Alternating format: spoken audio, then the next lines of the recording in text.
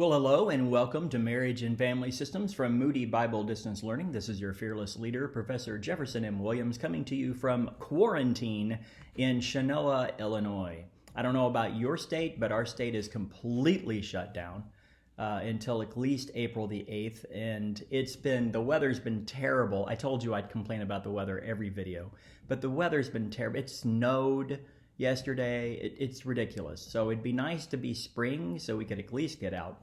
But I hope you're doing well in your quarantine.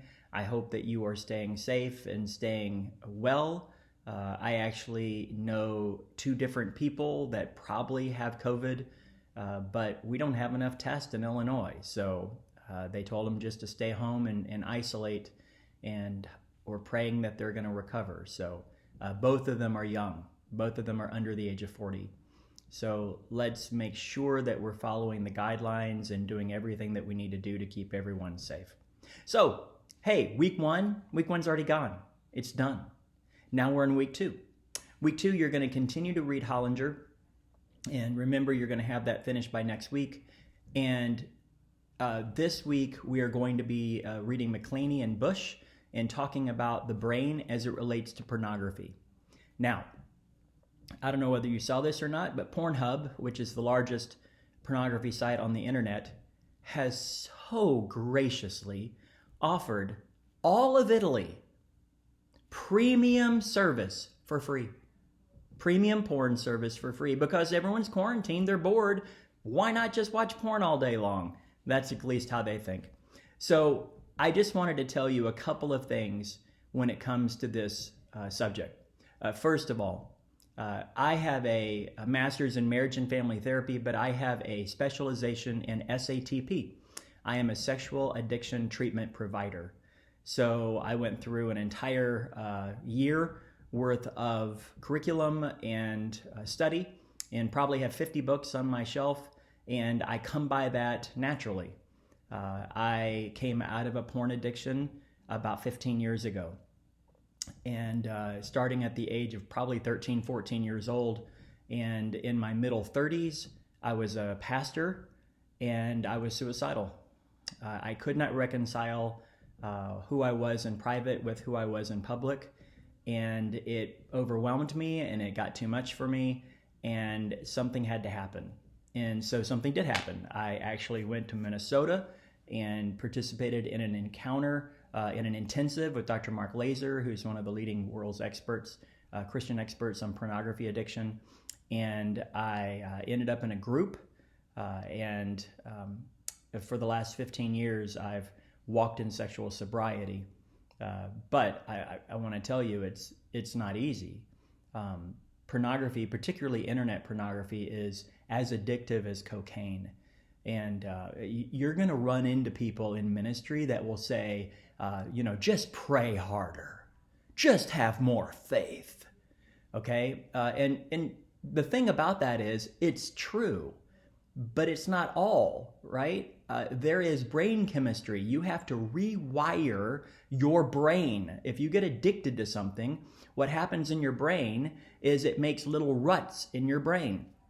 And so what has to happen in recovery is you have to make bypasses. Every time you make a decision for sobriety, you make a bypass around that rut and you start making new grooves in your brain. So this is incredibly important to understand. And if you want to know, if you want to interact with somebody who has been through it personally, or who is I don't want to say expert, that's not the right word, but who is at least trained in this area pretty significantly, I'm your guy. So as you're going to be writing on Romans 12:2 and the effects of pornography, and then talking about renewing your mind, which is a very interesting thing, right? About those ruts and about how the brain chemistry works. So you're going to be writing about that. Here's what I want you to know. On your discussion board, when you're talking about pre and post effects of pornography on marriage. I've been teaching this class now for 3 or 4 years, and I have seen students share way too much and freak other students out. Okay, So don't do that. Just think through it. It's okay to share, but just think through the details that you're sharing. And if you feel the need to talk, please text me or call me or email me. Believe me, every single year I teach this class, I have at least one student say, hey, my husband is addicted to pornography, or I'm addicted to pornography. If you don't like the word addiction, and some people don't, how about I compulsively use pornography in order to affect my mood?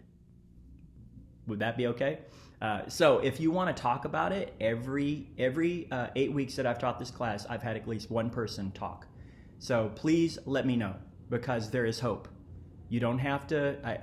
I was on a little scooter. I had a little yellow scooter, and I was riding down the road, and there was a semi coming at me, and I thought, man, this could be over in an instant. And that scared me into recovery. So don't get there. Let me help you. Okay, that's it.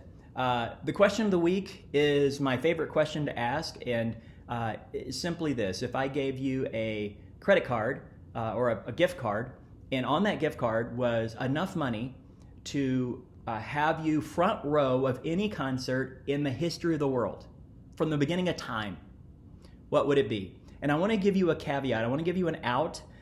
You don't have to give the moody answer, right? You know, Sandy Patty. I'm not making fun of Sandy Patty. Sandy Patty actually has coronavirus right now. But I'm saying it doesn't have to be the Michael W. Smith, Amy Grant, Sandy Patty answer, right? And if that is yours, I'm not making fun of it. Go ahead and say that. But I'll give you permission not to. And I'll tell you mine. If I could be at any concert ever, I would like to have seen Beethoven or actually Mozart in his prime, which would have been as a kid, right? But I would have loved to have seen The Doors, 1967, Whiskey A Go-Go in LA. Before Jim Morrison became a caveman, alcoholic, crazy person.